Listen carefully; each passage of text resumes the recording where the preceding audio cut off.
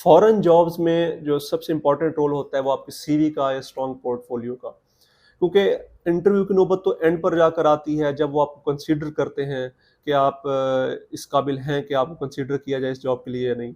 सबसे पहले आपकी सीवी बोलती है कि आप क्या चीज़ हैं, या फिर ये आप कितने स्किलफुल हैं कि आपको कंसीडर किया जाए।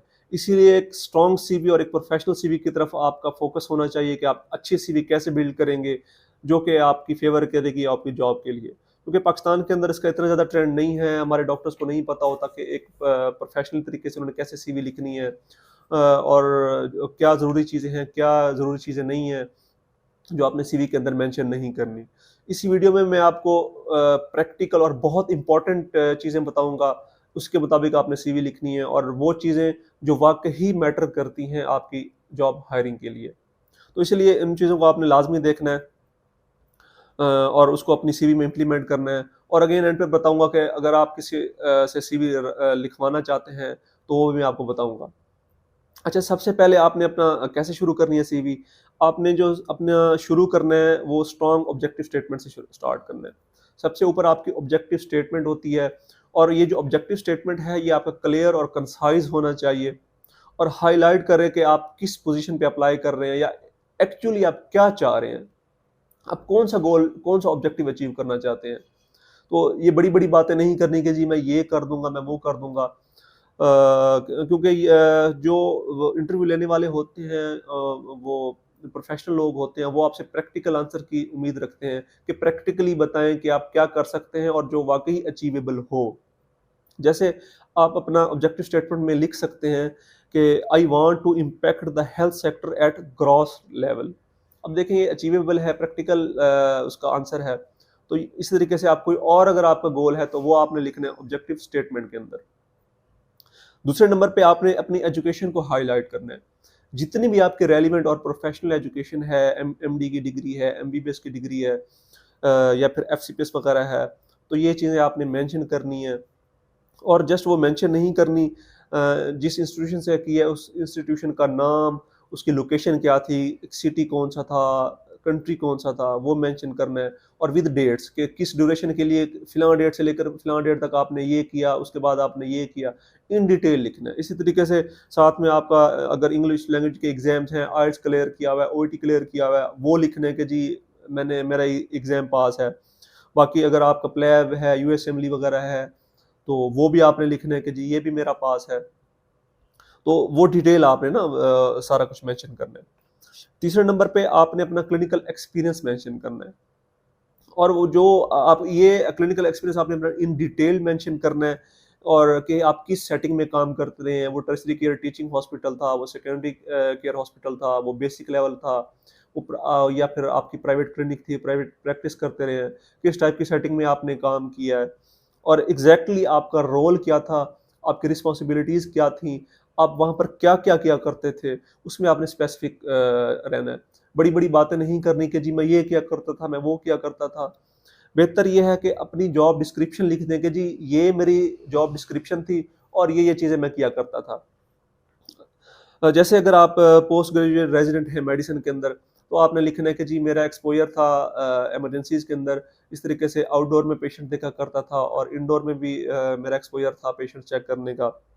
बाकी और साथ में मैंने ये फ़िलहाल रोटेशंस की हैं, जी नेफ्रो की है या न्यूरोलॉजी में, के बाकी जो भी हैं, और इतने अरसे के लिए 2 महीने के लिए ये किया, 3 महीने के लिए ये किया है, मैंने ये रोटेशंस की हैं। और उसके बाद आपने ये ज़रूर मेंशन करना है कि मैं लॉन्ग कॉल्स भी मैंने की हुई हैं इमरजेंसीज़ के अंदर, और इमरजेंसी के अंदर मैं नाइट कॉल्स भी मैंने की हुई हैं, क्योंकि नाइट कॉल्स इमरजेंसीज़ के अंदर और लॉन्ग कॉल्स जो है, इसकी काफ़ी जो है इम्पोर्टेंस होती है। ये आपका एक स्ट्रॉन्ग पॉइंट होता है, तो ये आपने लाज़मी मेंशन करना है। अच्छा, चौथे नंबर पे आपने अपना रजिस्ट्रेशन लिखनी है जो रेगुलेटरी बॉडीज़ हैं। जिस भी रेगुलेटरी बॉडी के साथ आपका लाइसेंस, आपके पास लाइसेंस है, आपने वो मेंशन करना है। जैसे पीएमडीसी है तो आपने लिखना है कि जी मेरे पास पीएमडीसी का रजिस्ट्रेशन है, ये मेरा रजिस्ट्रेशन नंबर है, और मेरा जो लाइसेंस है वो फ़लाँ डेट से फ़लाँ डेट तक वैलिड है। और इसी तरीके से बाकी भी अगर आपके पास आयरिश की है, जीएमसी है, तो वो भी आपने मेंशन करना है कि ये मेरा नंबर ये है, और मेरी जो वैलिडिटी है टिल डेट फ़लाँ तक है। 5वें नंबर पे आपने जो अपनी स्किल्स हैं या फिर जो स्पेशलिटीज़ हैं, उनको हाइलाइट करना है। जितनी भी आपकी एक्सपर्टीज़ हैं, आपकी स्किल्स हैं, आपने उनको हाइलाइट करना है। अच्छे तरीके से उनको समराइज़ करके, कंसाइज़ करके लिखना है कि मेरे पास ये स्किल्स हैं, ये चीज़ें मुझे आती हैं। जैसे अगर आपके पास कम्युनिकेशन स्किल्स अच्छी हैं, आपने वो सर्टिफ़िकेट है, आपने लिखना है कि जी कम्युनिकेशन स्किल्स के बारे में जो है ना मेरे पास नॉलेज है, वो मैंने कोर्स किया हुआ है। इस तरीके से अगर आप सर्जन हैं, तो आप उन प्रोसीजर्स के नाम लिख सकते हैं कि ये प्रोसीजर मुझे आते हैं, ये मैंने सीखे हैं, ये मैंने किए हुए हैं। और भी जो भी स्किल्स हैं, आपने वो अपनी मेंशन करनी है कि इन स्किल्स के अंदर मैं अच्छा हूँ, ये मेरे स्ट्रॉन्ग पॉइंट्स हैं। इसी तरीके से जो छठे नंबर पे आपने जो आपकी वर्कशॉप्स जो भी आपने अटेंड की हैं या फिर जो कोर्सेज अटेंड किए हैं, उनके बारे में लिखना है। जितने भी आपने कोर्सेज अटेंड किए हैं, चाहे वो 2 दिन का भी कोर्स क्यों ना था, आपके पास सर्टिफिकेट है, छोटे से छोटा भी है तो आपने वो मेंशन करना है। बीएलएस है, एटीएलएस है, एएलएस है, जो भी है आपने वो मेंशन करना है। इस तरीके से अगर आपके पास रिसर्च मेथोडोलॉजी, रिसर्च कैसे करनी है, उसका कोर्स है, वो मेंशन कर दें। कम्युनिकेशन स्किल्स का आपने कोर्स किया हुआ है, वो मेंशन कर दें। डायबिटीज़ का शॉर्ट कोर्स किया हुआ है, वो मेंशन करें। फैमिली मेडिसिन का शॉर्ट कोर्स किया हुआ है, वो मेंशन करें। ये चीज़ें एक ह्यूज इम्पैक्ट क्रिएट करती हैं कि आप कितने डेडिकेटेड हैं अपनी मेडिकल एजुकेशन की तरफ और अपनी सेल्फ इम्प्रूवमेंट की तरफ, क्योंकि ये जो कोर्सेज हैं, ये वर्कशॉप्स हैं, ये आपकी सेल्फ इम्प्रूवमेंट को हाईलाइट कर रही होती हैं कि आप कितने डेडिकेटेड हैं। 7वें नंबर पे आपने अपना जो रिसर्च का अगर तो आपका एक्सपीरियंस है तो आपने लाजमी मेंशन करना है कि आपने रिसर्च की हुई है तो प्रोजेक्ट कौन सा था और आपका क्या रोल था उस रिसर्च के अंदर, इस तरीके से उसका आउटकम क्या निकला था। और अगर तो वो रिसर्च पब्लिश हुई है तो उसका लिंक भी साथ में मेंशन कर दें तो ज़्यादा बेहतर है। ये एक अच्छा पॉइंट है, उसमें ये काफ़ी हेल्प आउट करता है कि अगर आपका रिसर्च एक्सपीरियंस भी हो। 8वें नंबर पे आपने जो अपने अवार्ड्स या ऑनर्स जो अचीवमेंट्स हैं वो मेंशन करने हैं।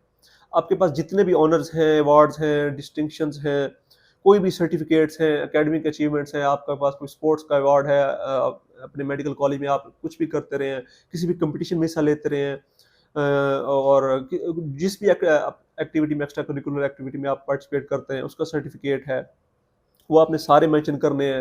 अगर आपको कोई स्कॉलरशिप मिला है तो वो मेंशन कर दें।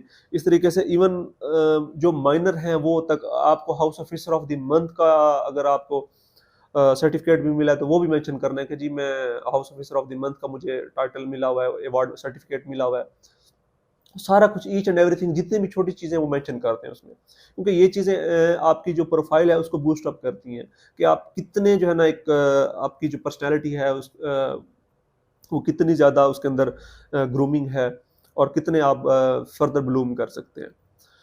उसके बाद आगे आता है जी टीचिंग एक्सपीरियंस। टीचिंग एक्सपीरियंस बहुत इंपॉर्टेंट होता है। जिनका टीचिंग एक्सपीरियंस होता है उनको काफ़ी फेवर भी मिलती है। जिनका फॉर्मल एक्सपीरियंस है वो मेंशन कर दें कि जी मैं फ़िलहाल इंस्टीट्यूशन में टीचिंग करती रही हूँ या टीचिंग करता रहा हूँ, उसका सर्टिफिकेट वगैरह है। और ये ज़रूरी नहीं है कि ये टीचिंग एक्सपीरियंस किसी फॉर्मल इंस्टीट्यूशन के अंदर हो। अब जो, क्योंकि कुछ डॉक्टर कहेंगे कि जी हम हमारा तो कोई टीचिंग एक्सपीरियंस नहीं है तो हम क्या करें? आप अपना इनफॉर्मल टीचिंग एक्सपीरियंस बना लें। जैसे सपोज़ अगर आप पीजी हैं, तो अपने वार्ड के अंदर आप अपने हाउस ऑफिसर्स को ट्रेन करना शुरू कर दें, मेडिकल ऑफिसर्स को ट्रेन शुरू करना कर दें। इस तरीके से अगर आप मेडिकल ऑफिसर हैं, तो अपने वार्ड में पैरामेडिक्स को, नर्सेस को ट्रेन करना शुरू कर दें। 10-15 दिन का एक कोर्स रखें कि जी ड्रेसिंग कैसे करनी है, आपकी हिस्ट्री कैसे लेनी है, उसके बारे में कोर्स करवा दें। इस तरीके से जो काफ़ी सारी चीज़ें होती हैं छोटी-छोटी, बीएलएस की वर्कशॉप है वो अटेंड करवा लें, सैंपलिंग के बारे में आप वो कर सकते हैं। उसके बारे में अपना एक कोर्स अरेंज करें अपनी वार्ड के डॉक्टर्स के लिए या पैरामेडिक्स के लिए।